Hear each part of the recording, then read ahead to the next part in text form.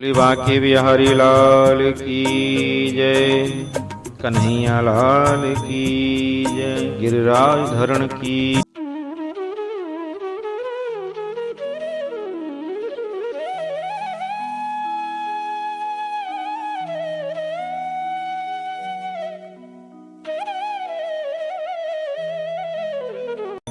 बांके बिहारी लाल की जय, कन्हैया लाल की जय, गिरिराज धरण की जय। मैं आचार्य कृष्ण शोभरी आज आपको कार्तिक मास शुक्ल पक्ष की देव प्रबोधनी एकादशी का महत्व सुनाता हूँ। और महत्व से पहले श्री हरि नाम संकीर्तन आप करें मेरे साथ में मिलकर के। बोलो कन्हैया लाल की जय। श्याम ऐसो जिया में समाए गयो री, समाए गयो री, मेरे तन मन की सुध बुध भुलाए गयो री।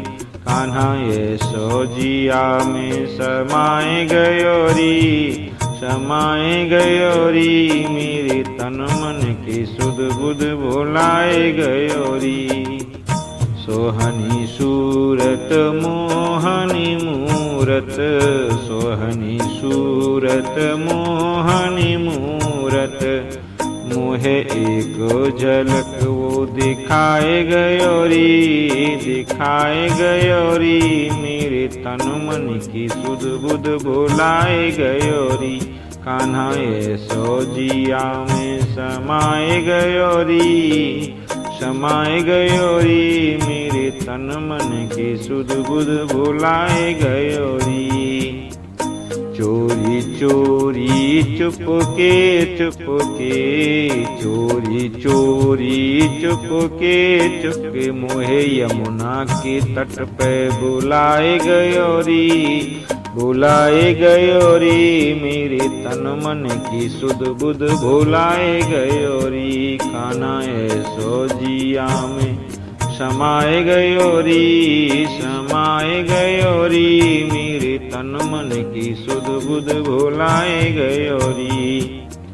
आवरी बावरी फिरू मैं भवन में, आवरी बावरी फिरू मैं भवन में, वो तो चित्त को मेरे चुराए गयो री, चुराए गयो री, मेरे तन मन की सुध बुध भुलाए गयो री। कान्हा ऐसो जिया में समाए गयो री, श्याम ऐसो जिया में समाए गयो री, समाए गयो री, मेरे तन मन की सुध बुध भुलाए गयो री।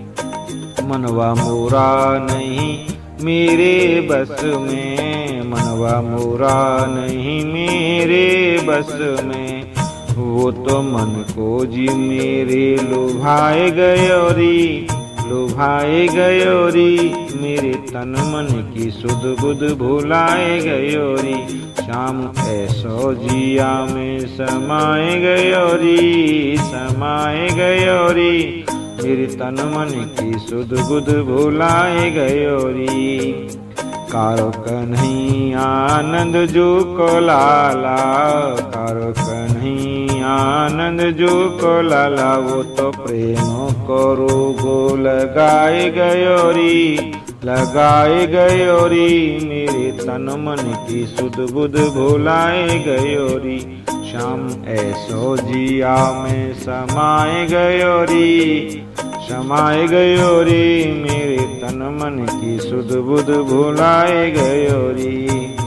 कैसे कहूँ सखी कहा मैं बताऊँ, कैसे कहूँ सखी कहा मैं बताऊँ, वो तो सपने से मुँह जगाए गयो री, जगाए गयो री, मेरे तन मन की सुध बुध भुलाए गयो री। श्याम ऐसो जिया में समाए गयो री, समाए गयो री, मेरे तन मन की सुध बुध भुलाए गयो री। कान्हा ऐसो जिया में समाए गयो री, समाए गयो री, मेरे तन मन की सुध बुध भुलाए गयो री। फुलवा के बिहारी लाल की जय। महाराज युधिष्ठिर ने पूछा, हे गोविंद, हे माधव, हे श्री कृष्ण, मैंने आपके श्रीमुख से रमा का यथार्थ महत्व सुना है। मानद, अब कार्तिक शुक्ल पक्ष में जो एकादशी होती है उसकी महिमा आप मुझे बताइए। हे गोविंद, मैं सुनना चाहता हूँ। भगवान श्री कृष्ण बोले, हे राजन, कार्तिक मास की शुक्ल पक्ष में जो एकादशी होती है उसका जैसा वर्णन लोक सृष्टा ब्रह्मा जी ने नारद जी से किया था वही मैं तुमसे बतलाता हूँ। नारद जी ने कहा, हे पितामह, हे पिताश्री, जिसमें धर्म कर्म में प्रवृत्ति करने वाले भगवान गोविंद जागते हैं, उस प्रबोधनी एकादशी का महत्व आप मुझे बतलाइए। ब्रह्मा जी बोले, हे मुनिश्रेष्ठ देवर्षि नारद, देव प्रबोधनी का महत्व पाप का नाश, पुण्य की वृद्धि तथा उत्तम बुद्धि वाले पुरुषों को मोक्ष प्रदान करने वाला है। समुद्र से लेकर सरोवर तक जितने भी तीर्थ हैं वे सभी अपने महात्म की तभी तक गर्जना करते हैं जब तक कि कार्तिक मास में भगवान श्री विष्णु की प्रबोधनी तिथि नहीं आ जाती। देव प्रबोधनी एकादशी को ही एक उपवास कर लेने से मनुष्य 1000 अश्वमेध तथा 100 राजसूय यज्ञ का फल प्राप्त कर लेता है। हे पुत्र, जो दुर्लभ है, जिसकी प्राप्ति असंभव है तथा जिसे त्रिलोकी में किसी ने भी नहीं देखा है, ऐसी वस्तु के लिए भी याचना करने पर प्रबोधनी एकादशी उसे देती है। भक्ति पूर्वक उपवास करने पर मनुष्य को हर प्रबोधनी एकादशी ऐश्वर्य, संपत्ति, उत्तम बुद्धि, राज तथा सुख प्रदान करती है। मेरु पर्वत के समान जो बड़े बड़े पाप हैं उन सब को यह पाप नाशी देव प्रबोधनी एकादशी एक ही उपवास से भस्म कर देती है। पहले के हजारों जन्मों में जो पाप किए गए हैं उन्हें देव प्रबोधनी की रात्रि का जागरण रुई की ढेरी के समान भस्म कर डालता है। जो लोग देव प्रबोधनी एकादशी का मन से ध्यान करते हैं तथा जो इसके व्रत का अनुष्ठान करते हैं उनके पितर नरक के दुखों से छूट करके और भगवान विष्णु के परम धाम को प्राप्त होते हैं। हे ब्राह्मण, अश्वमेध आदि यज्ञों से भी जिस फल की प्राप्ति कठिन है वह देव प्रबोधनी एकादशी को जागरण करने से अनायास ही मिल जाता है। संपूर्ण तीर्थों में नहाकर श्रवण और पृथ्वी का दान करने से जो फल प्राप्त होता है वह श्री हरि के निमित्त जागरण करने मात्र से मनुष्य प्राप्त कर लेता है। जैसे मनुष्य के लिए मृत्यु अनिवार्य है उसी प्रकार धन संपत्ति मात्र भी क्षण भंगुर है। ऐसा समझकर एकादशी का व्रत करना चाहिए। तीनों लोकों में जो कोई भी तीर्थ संभव है वे सब प्रबोधनी एकादशी का व्रत करने वाले मनुष्य के घर में मौजूद रहते हैं, हमेशा वास करते हैं। कार्तिक की हर प्रबोधनी एकादशी पुत्र तथा पौत्र प्रदान करने वाली है। जो देव प्रबोधनी को उपासना करता है वही ज्ञानी है, वही योगी है, वही तपस्वी और जितेंद्रिय है तथा उसी को भोग और मोक्ष की प्राप्ति होती है। हे पुत्र, देव प्रबोधनी एकादशी को भगवान विष्णु के उद्देश्य से मानव जो स्नान, दान, जप और होम करता है वह सब अक्षय होता है। जो मनुष्य उस स्थिति को उपवास करके भगवान माधव की भक्ति पूर्वक पूजा करते हैं वे 100 जन्मों के पापों से छुटकारा पा जाते हैं। इस व्रत के द्वारा देव देवेश्वर जनार्दन को संतुष्ट करके मनुष्य संपूर्ण दिशाओं को अपने तेज से प्रकाशित करता हुआ श्री हरि के बैकुंठ धाम को चला जाता है। देव प्रबोधनी को जो पूजित होने पर भगवान गोविंद मनुष्य के बचपन, जवानी और बुढ़ापे में किए हुए 100 जन्मों के पापों को चाहे वे अधिक हो या कम धो डालते हैं। अतः सर्वथा प्रयत्न करके संपूर्ण मनोवांछित फल को देने वाले देवादिदेव जनार्दन की उपासना करनी चाहिए। पिता नारद, जो भगवान विष्णु के भजन में तत्पर होकर के कार्तिक में पराये अन्न का त्याग करता है, वह चंद्रायण व्रत का फल प्राप्त कर लेता है। जो प्रतिदिन शास्त्रीय चर्चा से मनोरंजन करते हुए कार्तिक मास व्यतीत करता है, वह अपने संपूर्ण पापों को जला डालता है और 10,000 यज्ञों का फल प्राप्त करता है। कार्तिक मास में शास्त्रीय कथा की कहने सुनने से भगवान मधुसूदन को जैसा संतोष होता है, वैसा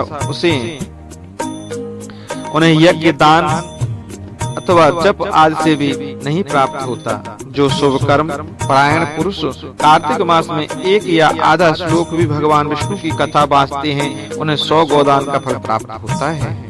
हे महामुनि, देवर्षि नारद, कार्तिक में भगवान केशव के सामने शास्त्र का स्वाध्याय तथा श्रवण करना चाहिए। हे मुनि श्रेष्ठ, जो कार्तिक में कल्याण प्राप्ति के लोभ से श्री हरि की कथा प्रबंध करता है, वह अपनी 100 पीढ़ियों को तार देता है। जो मनुष्य सदा नियम पूर्वक कार्तिक मास में भगवान विष्णु की कथा सुनता है, उसे सहस्त्र गोदान का फल प्राप्त होता है। जो देव प्रबोधनी एकादशी के दिन भगवान विष्णु की कथा श्रवण करता है, उसे 7 दीपों से युक्त पृथ्वी दान करने का फल प्राप्त होता है। हे मुनि श्रेष्ठ, जो भगवान विष्णु की कथा सुनकर अपनी शक्ति के अनुसार कथावाचक की पूजा करते हैं, उन्हें अक्षय लोक की प्राप्ति होती है। नारद, जो मनुष्य कार्तिक मास में भगवत संबंधी गीत और शास्त्र विनोद के द्वारा समय बिताता है, उसकी पुनरावृत्ति मैंने नहीं देखी है।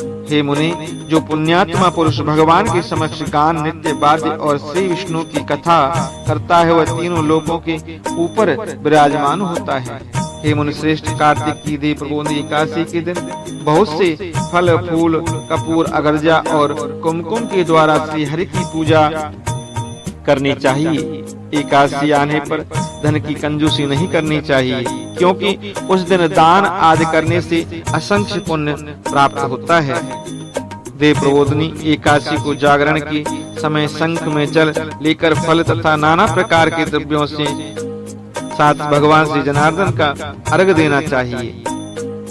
संपूर्ण तीर्थों में स्नान करने और सब प्रकार के दान देने से जो फल प्राप्त होता है, वही देव प्रबोधनी एकादशी को अर्घ देने से करोड़ों गुना होकर के प्राप्त होता है। हे देवर्षि नारद, अर्घ के पश्चात भोजन, अच्छदान और दक्षिणा आदि के द्वारा भगवान विष्णु की प्रसन्नता के लिए गुरु की पूजा करनी चाहिए। जो मनुष्य उस दिन श्रीमद्भागवत की कथा सुनता अथवा पुराण का पाठ करता है, उसे एक एक अक्षर पर कपला दान का फल प्राप्त होता है। हे मुनि श्रेष्ठ, कार्तिक में जो मनुष्य अपनी शक्ति के अनुसार शास्त्रों की रीति से वैष्णव व्रत एकादशी का व्रत पालन करता है, उसे मुक्ति अविचल है। केतकी के एक पत्ते से पूजित होने पर भगवान गरुड़ध्वज 1000 वर्ष तक अत्यंत तृप्त रहते हैं। हे देवर्षि नारद, जो अगस्त के फूल से भगवान जनार्दन की पूजा करता है, उसके दर्शन मात्र से नरक की आग बुझ जाती है। हे वत्स, जो कार्तिक में भगवान जनार्दन को तुलसी के पत्र और पुष्प अर्पण करते हैं, उनका जन्म भर का किया हुआ सारा पाप भस्म हो जाता है। हे मुनि, जो प्रतिदिन दर्शन, स्पर्श, ध्यान, नाम कीर्तन, स्वस्तन और अर्पण, सेवन, नित्य पूजन तथा नमस्कार के द्वारा तुलसी में 9 प्रकार की भक्ति करते हैं और तुलसी को सींचते हैं, वे कोटि-कोटि सहस्त्र युगों तक पुण्य का विस्तार करते हैं। हे नारद, सब प्रकार के फूलों और पत्तों को चढ़ाने से जो फल प्राप्त होता है, वह कार्तिक मास में तुलसी के एक पत्ते से मिल जाता है। कार्तिक आया देख प्रतिदिन नियम पूर्वक तुलसी के कोमल पत्तों से महाविष्णु श्री जनार्दन का पूजन करना चाहिए। 100 यज्ञों द्वारा देवताओं का यजन करने और अनेक प्रकार के दान देने से जो पुण्य होता है, वह कार्तिक मास में तुलसी दल मात्र से केशव की पूजा करने पर प्राप्त हो जाता है। बोले बांके बिहारी लाल की जय। जय जय श्री राधे।